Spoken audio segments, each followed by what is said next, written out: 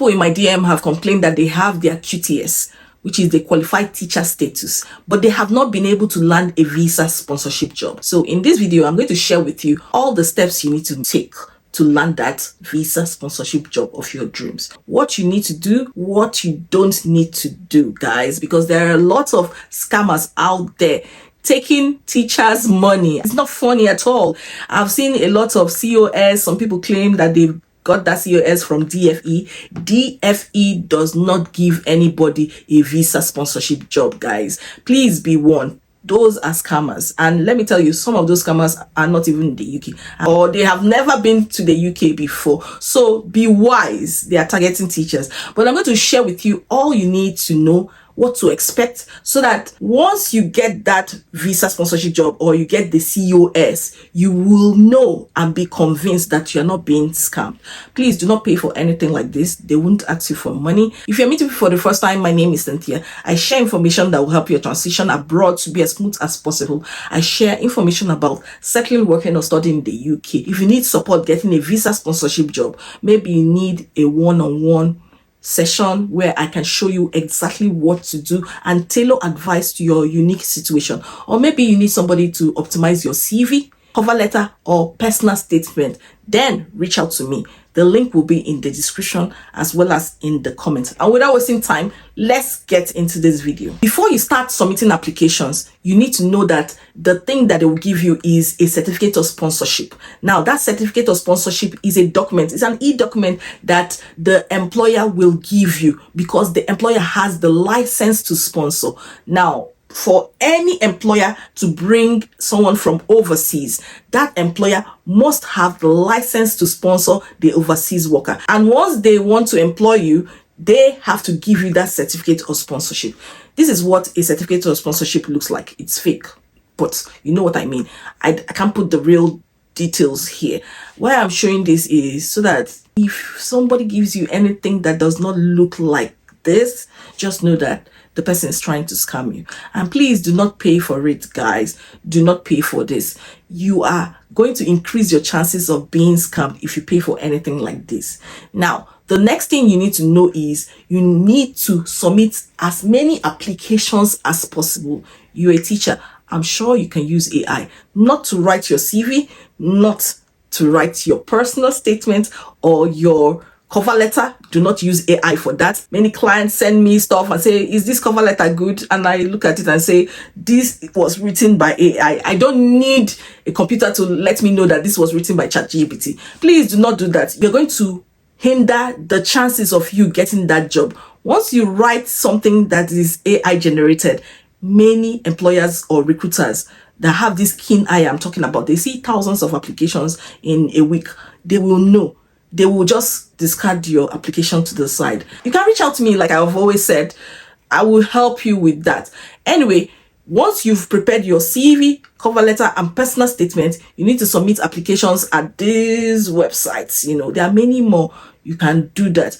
I know I said you can use AI. Is to autofill all your forms. Many people can actually get a visa sponsorship job if they submitted 100 applications or 200 applications or 300. Everybody has a number. But sometimes people give up after they've submitted the 10th application or the 12th one. It is still highly competitive for people all over the world to come into the UK to teach. So you need to treat job applications like a job in itself. Every day bring out an hour and 30 minutes at a particular time to submit applications. And if you're always tired, you can use AI to fill those applications for you. If you want to learn how to do that, you can reach out to me.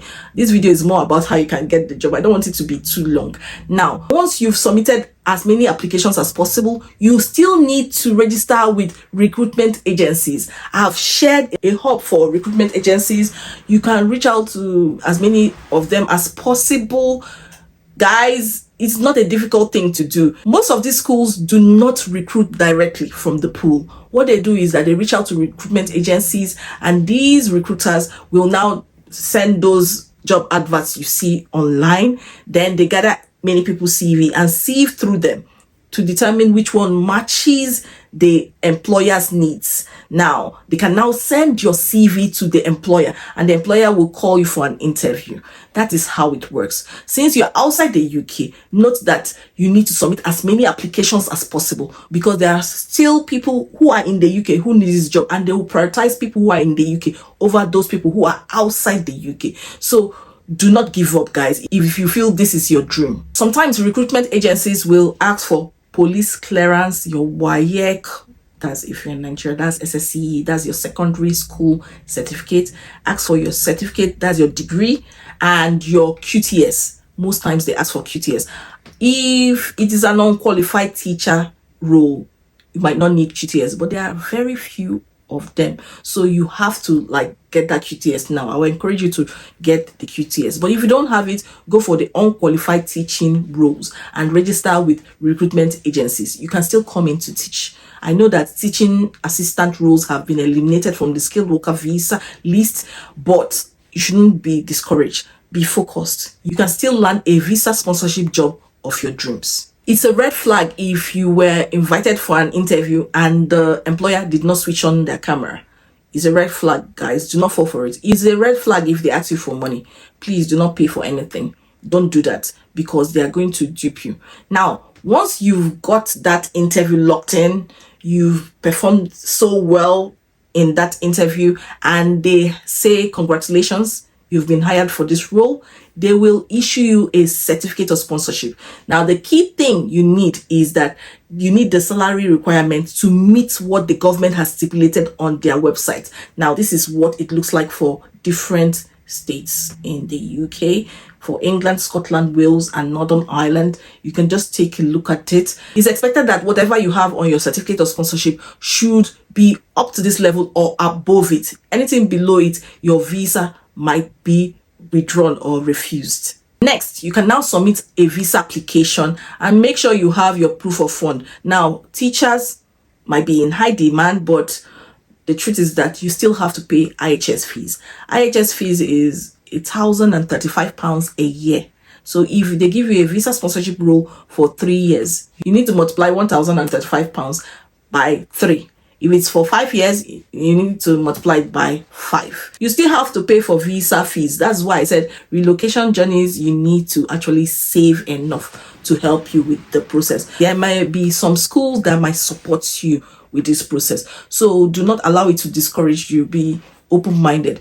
Proof of fund, you need to have that in your account for 28 days, and some people say that's when it matures. It depends on the exchange rate that you have. Once you've completed your visa application, they'll call you for your biometrics. You can now apply for your e-visa. I have a simple step-by-step process of doing that. I'll put the link to the video here so that you can follow it. It's not difficult to do, guys. It's not so difficult at all. If you have any worries, you can contact the e-visa technical team and they'll give you support with that. Once you've done that, you can come into the UK and teach. Yeah, it's as simple as that. It might be so difficult to do, but remember that those people who end up achieving their goals are those people who did not give up. They submitted as many applications as possible. They did not allow the unfortunately that they receive in emails to disrupt or affect them. It's not about them. Once you receive an unfortunate email that they won't accept you, it has nothing to do with you, guys. I know it sounds like it has something to do with you. Sometimes they did not read your application. They might have used a computer AI system to filter through your application and maybe rank your application with the ATS system, that's applicant tracking system. So don't take it personally. Just move on with your life. Maybe someone else who has up to 10 years of experience or has worked with them, they would prefer that person to you. Don't take it personal. Just go into the websites, job sites, and submit to other jobs out there. The peak period for recruitment is between, I think, now and March, April. Once it becomes May, June, July, those schools, just know that someone got sacked or something like that. Maybe not always like that, but you know what I mean. Maybe those schools are just using last minute tactics to get what they want. But most schools recruit ahead of time, from now till April. Yeah, many schools are recruiting for the next session. The next session is always September. So guys, always prepare yourself in such a way that you understand the safeguarding principles. You have your prevent, you have your cover letter, which is well tailored, that shows the awards you've gotten. If you have any outstanding recommendation or achievement, reflect it. You need to bring your A game into that cover letter. Your CV should be well written to the UK standard, guys. I wish you the best. Always reach out to me if you need support. I'll see you in my next video. Bye-bye.